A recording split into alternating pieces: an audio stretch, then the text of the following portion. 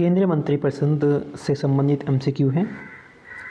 भारतीय संविधान के किस अनुच्छेद में कहा गया है कि मंत्रिपरिषद लोकसभा के प्रति सामूहिक रूप से उत्तरदायी होगी? यानी कि मंत्रिपरिषद जो है वो लोकसभा के प्रति सामूहिक रूप से उत्तरदायी होगी। ये किस अनुच्छेद में कहा गया है? अनुच्छेद 75 के भाग 3 में कहा गया है।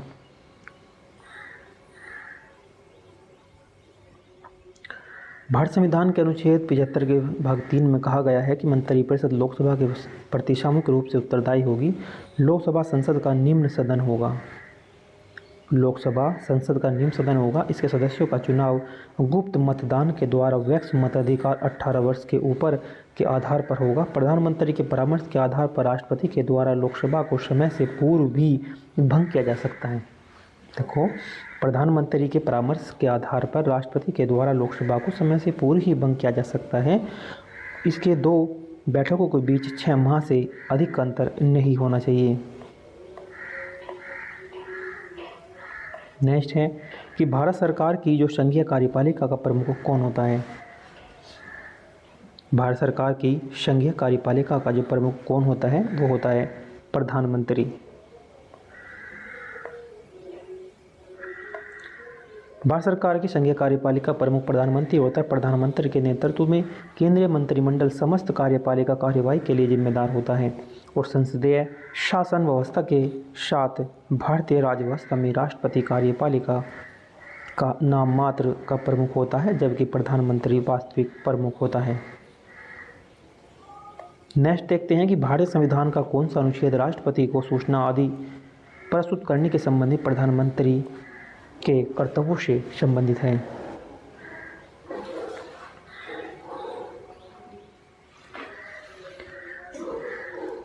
इसका ऑप्शन नंबर जो है डी है 78। अनुच्छेद 78 कहता है कि संविधान का अनुच्छेद 78 राष्ट्रपति को सूचना आदि प्रस्तुत करने के संबंध में प्रधानमंत्री के कर्तव्य से संबंधित होता है। नेक्स्ट है मंत्रिपरिषद भारत सरकार का अध्यक्ष कौन होता है? मंत्रिपरिषद या भारत सरकार का अध्यक्ष कौन होता है? भारत के प्रधानमंत्री होते हैं।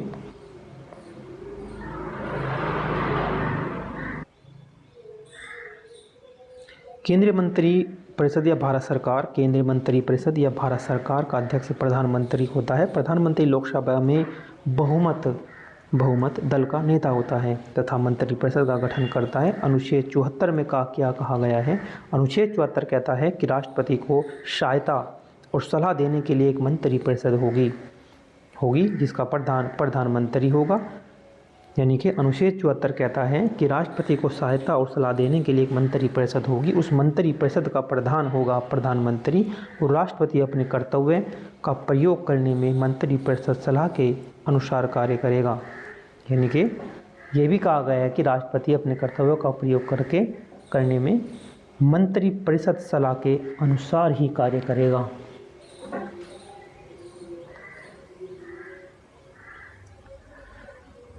नेक्स्ट देखते हैं कि निम्नलिखित में से कौन सा भारत की रक्षा सेवाओं से संबंधित सभी मामलों के लिए संसद के प्रति सीधे जवाबदेह है?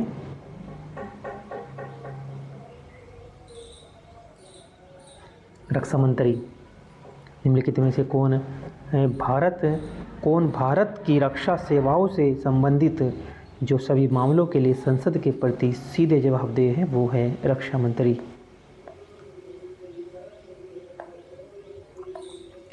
भारत की रक्षा सेवाओं से संबंधित सभी मामलों के लिए संसद के प्रति सीधे जवाबदेह भारत का रक्षा मंत्री होता है।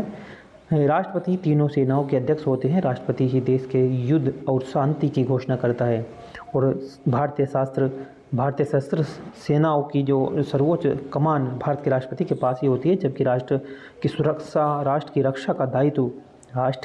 रक्षा का दायित्व मंत्रिमंडल के पास होता है। इसका निर्वहन रक्षा मंत्रालय के द्वारा किया जाता है। नेक्स्ट देखते हैं कि पहली बार प्रधानमंत्री पद की शपथ लेते समय इनमें से किसकी आयु सर्वाधिक थी? ऑप्शन नंबर ए है मोरारजी देसाई। पहली बार प्रधानमंत्री पद की शपथ लेते समय इनमें से किसकी आयु सर्वाधिक थी? वो थी मोरारजी देसाई की। श्री मोरारजी देसाई का जन्म 29 फरवरी 1896 को हुआ था। वह 24 मार्च 1977 से 28 जुलाई 1979 तक भारत के प्रधानमंत्री के रूप में रहे। उस वक्त उनकी जो उम्र थी वो 81 वर्ष थी, मोरारजी देसाई की। तो मोरारजी देसाई का जन्म जो हुआ था 29 फरवरी 1896 को हुआ था और 24 मार्च 1977 में 77 से 28 जुलाई 1979 तक भारत के प्रधानमंत्री के रूप में रहे मोरारजी देसाई, और उनकी उम्र उस वक्त 81 वर्ष थी।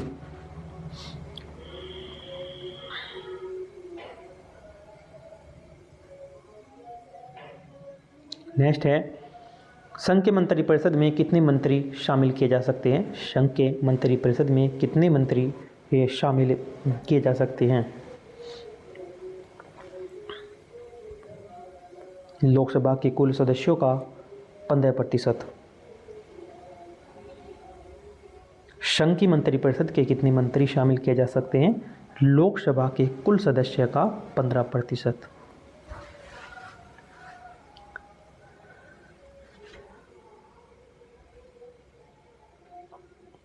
नेक्स्ट देखते हैं, संघ की मंत्रिपरिषद में मंत्रियों की संख्या लोकसभा की कुल सदस्यों का 15% ही होगी। यह प्रावधान कब किया गया?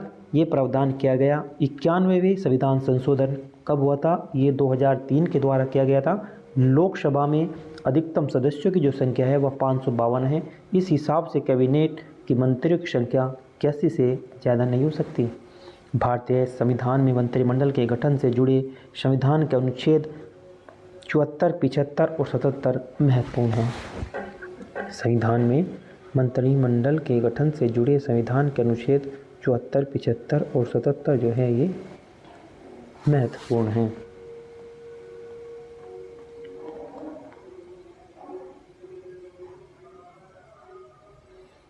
केंद्र की मंत्रिपरिषद में कितने मंत्रियों को शामिल किया जा सकता है?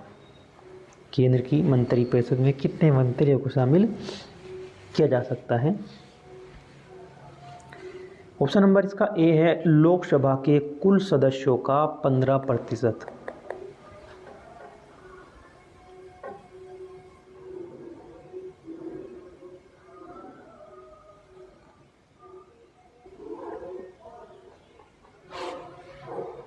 भारत के महाभियोग की प्रक्रिया के द्वारा उनको किस पद से नहीं हटाया जा सकता?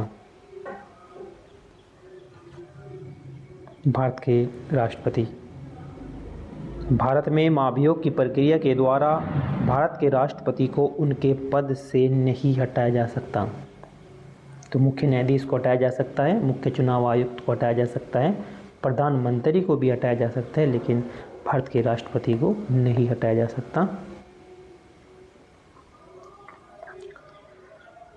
महाभियोग राष्ट्रपति, उच्च न्यायालय व उच्च न्यायालय के न्यायाधीश को हटाने की एक प्रक्रिया है। महाभियोग राष्ट्रपति, उच्चतम न्यायालय व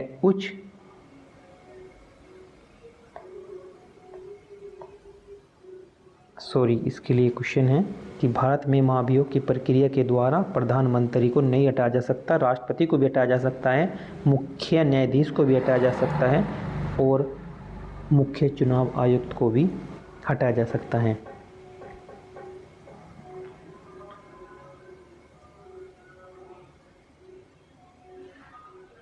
तो महाभियोग की प्रक्रिया जो है राष्ट्रपति, उच्चतम न्यायालय व उच्च न्यायालय के न्यायाधीशों को हटाने की एक प्रक्रिया है।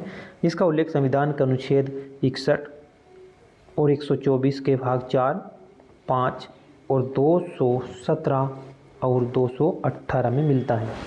इनका जो उल्लेख है इस प्रक्रिया, इसका उल्लेख संविधान के अनुच्छेद 61, 224 के 4 और 5 में और 217 में और 218 में मिलता है।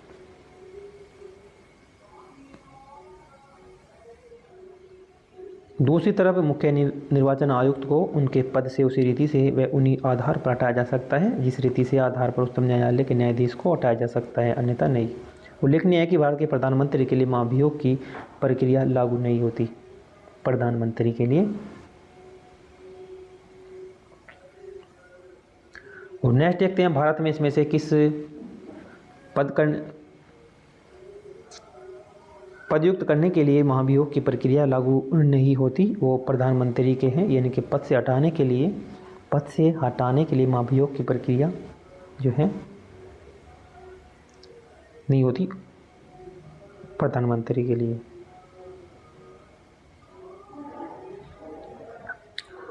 संसदीय प्रणाली में राष्ट्रपति द्वारा विधायी, न्यायिक एवं आपातकाल शक्तियों का प्रयोग वास्तव में किसकी सलाह पर किया जाता है? मंत्रिपरिषद की।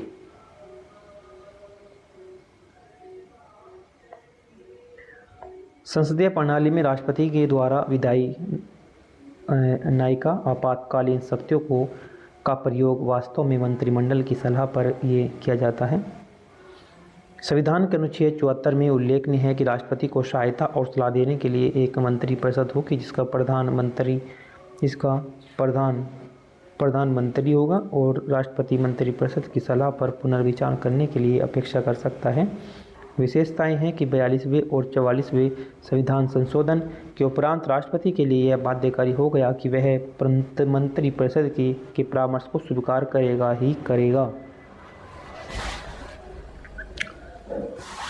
अनुच्छेद अनुच्छेद 74 उल्लेख है कि राष्ट्रपति को सहायता और सलाह देने हेतु एक मंत्रिपरिषद होगी, जिसका प्रधानमंत्री होगा। राष्ट्रपति मंत्रिपरिषद की सलाह पर पुनर्विचार करने की अपेक्षा कर सकता है।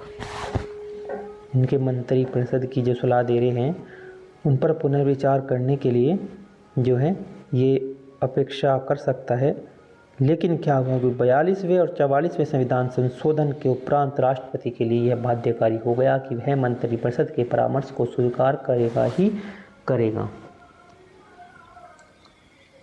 नेक्स्ट है अनुच्छेद 78 के अंतर्गत मंत्रिपरिषद के सभी निर्णयों के बारे में इनमें से कौन सा राष्ट्रपति को सूचित करेगा?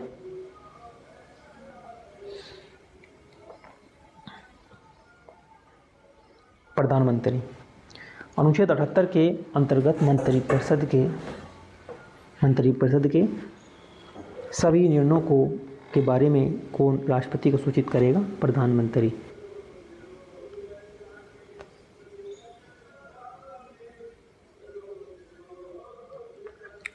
अनुच्छेद 78 के अंतर्गत प्रधानमंत्री का राष्ट्रपति संबंधित कर्तव्य का उल्लेख किया गया है। इसके अंतर्गत प्रधानमंत्री यह कर्तव्य होगा। एक है संघ के कार्यकलाप, प्रशासन संबंधी और विधान विषयक संबंधी मंत्रिपरिषद के सभी निश्चय राष्ट्रपति को सूचित करेगा तथा उससे प्रस्थापना और संबंधी जो भी जानकारी होगी राष्ट्रपति मांगे और उनको प्रदान करे। दूसरा दिया गया किसी विषय को जिस पर मंत्री के निश्चय किया हो कि किंतु मंत्रिपरिषद ने विचार नहीं किया हो, राष्ट्रपति द्वारा अपेक्षा किए जाने पर मंत्रिपरिषद के समक्ष विचार के लिए रखेगा। और प्रधानमंत्री मंत्रिपरिषद व राष्ट्रपति के बीच संवाद का कार्य करता है। निम्नलिखित में से कौन सबसे लंबे समय तक भारत के प्रधानमंत्री के पद पर पदासीन रहे? जवाहरलाल नेहरू।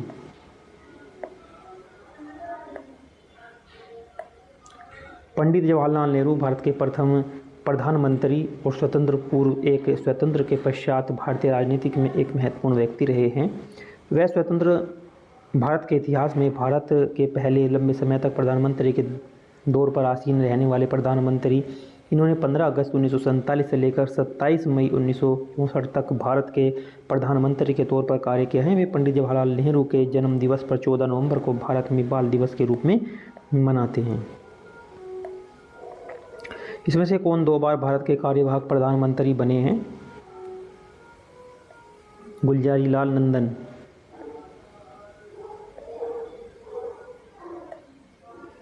गुलजारीलाल नंदन 2 बार भारत के कार्यवाहक प्रधानमंत्री पद पर रहे हैं। प्रथम बार पंडित लाल नेहरू की मृत्यु के बाद 1964 ईस्वी में, दूसरी बार लाल बहादुर शास्त्री की मृत्यु के बाद 1966 ईस्वी में कार्यवाहक प्रधानमंत्री बने। मोरारजी देसाई सबसे अधिक उम्र के पद से इस्तीफा देने वाले पहले प्रधानमंत्री एवं राजीव गांधी सबसे कम उम्र के देश के प्रधानमंत्री बने। नेक्स्ट है, किस प्रधानमंत्री की मृत्यु के बाद गुलजारी लाल नंदा ने दूसरी बार कार्यवाहक प्रधानमंत्री के रूप में पदभार संभाला था?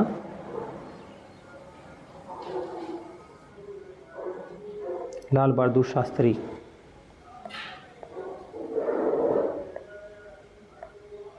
भारत के प्रथम और एकमात्र कार्यकारी प्रधानमंत्री कौन हैं? गुलजारी लाल नंदा। भारत संविधान में केंद्र एवं राज्य दोनों में जो है संसदीय लोकसभा लोकतंत्र के रूप में शासन की संरचना का प्रावधान किया गया। संघीय।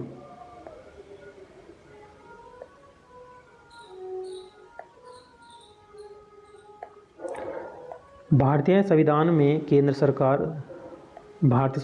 केंद्र और राज्य दोनों में संसदीय लोकतंत्र के रूप में शासन की संघीय संरचना का प्रावधान किया गया है। उल्लेखनीय है कि भारत के केंद्र राज्य संबंध संवाद की ओर उन्मुख है।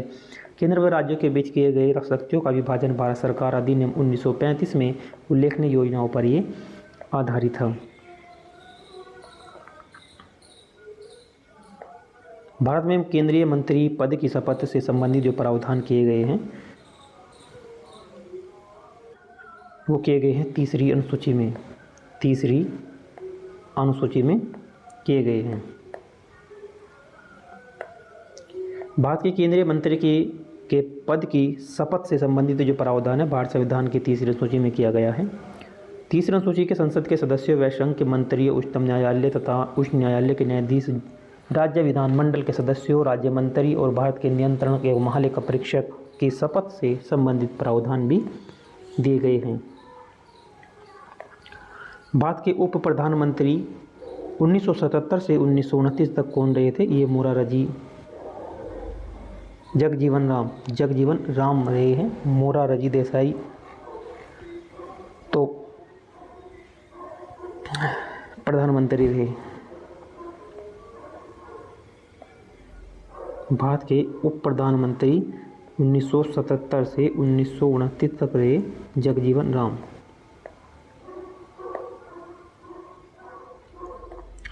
उप प्रधानमंत्री और कार्यकाल इनका देखते हैं। सरदार पटेल रहे 1947 से 50 तक, मोरारजी देसाई 1967 से 69 तक और चौधरी चरण सिंह 24 जनवरी 1979 से 16 जुलाई 1979 तक ही रहे।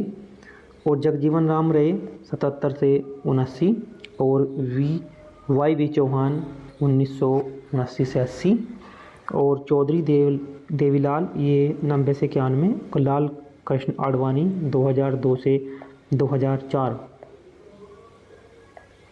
इनमें से कौन भारतीय प्रधानमंत्री ने संसद का सामना नहीं किया था? संसद का जो सामना नहीं किया था वो कौन थे? चौधरी चरण सिंह। प्रधानमंत्री चौधरी चरण सिंह ने संसद का सामना नहीं किया था। इसका कार्यकाल जो है इनका 28/7 यानी कि 28 जुलाई 1979 से और 14 जनवरी 1980 तक का इनका कार्यकाल रहा। चौधरी चरण सिंह भारत के ऐसे प्रधानमंत्री, उप प्रधानमंत्री, गृह मंत्री और 2 बार उत्तर प्रदेश के मुख्यमंत्री भी रह चुके हैं। कौन से पूर्व प्रधानमंत्री मोरारजी देसाई के समय उप प्रधानमंत्री थे? चरण सिंह।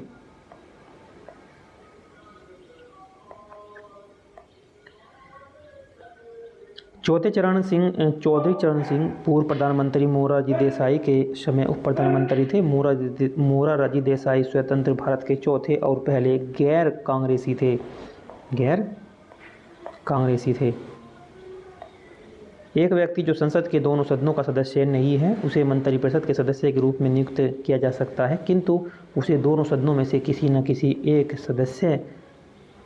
सदस्यता होना अनिवार्य है। मात्र 6 महीने में होना होगा।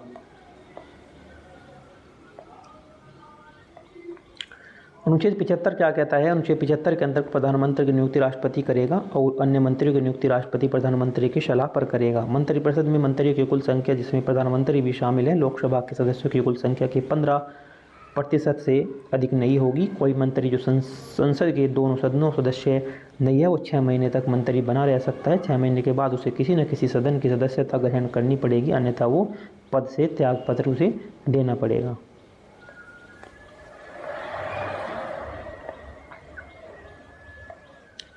प्रधानमंत्री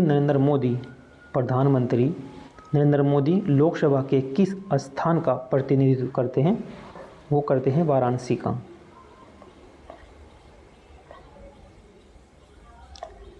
भारत के 15वें प्रधानमंत्री का जो नाम है वो नरेंद्र मोदी हैं। निम्नलिखित में प्रधानमंत्रियों में से कौन भारत की आज़ादी के बाद पैदा हुआ? यानी कि ये प्रधानमंत्री हैं, ये कौन सा आज़ादी के बाद हुआ? नरेंद्र मोदी। भारत के पहले उप प्रधानमंत्री कौन थे? भारत के पहले जो उप प्रधानमंत्री हैं वे कौन थे? वल्लभ भाई पटेल।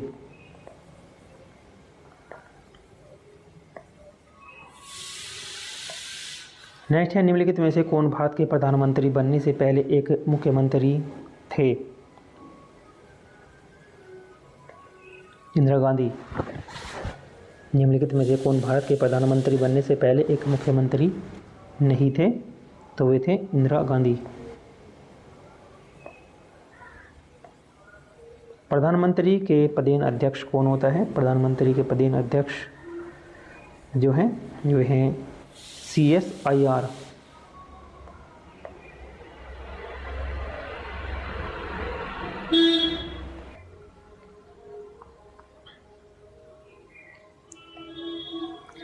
भारत के किस प्रधानमंत्री ने लाल किले से राष्ट्रीय झंडा सर्वाधिक बार फहराया? जवाहरलाल नेहरू ने। भारत के किस प्रधानमंत्री ने लाल किले से राष्ट्रीय झंडा सर्वाधिक बार फहराया? वह है जवाहरलाल नेहरू। लाल किले से सबसे ज़्यादा 17 बार तिरंगा फहराने वाला जो अवसर प्रधानमंत्री का है वो जवाहरलाल नेहरू का है।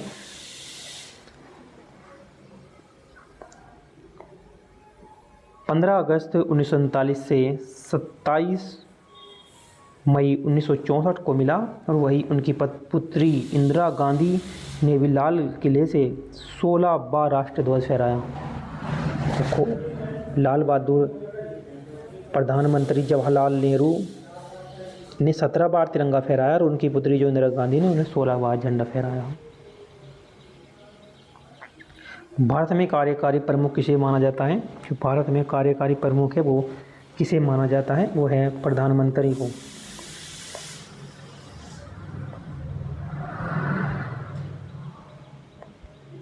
भारत के प्रधानमंत्री के पद हेतु नामित किए जाने के लिए एक व्यक्ति को न्यूनतम आयु कितनी होनी चाहिए?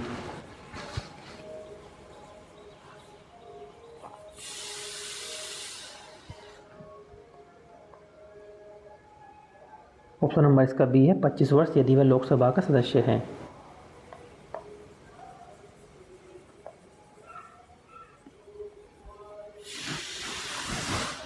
भारत के प्रधानमंत्री के पद हेतु नामित किए जाने के लिए किसी व्यक्ति को न्यूनतम आयु 25 वर्ष होनी चाहिए। संविधान के अनुच्छेद 75 के 1 के अनुसार राष्ट्रपति प्रधानमंत्री की नियुक्ति करेगा, जिसे लोकसभा तथा राज्यसभा के सदस्य होना अनिवार्य कर दिया जाएगा।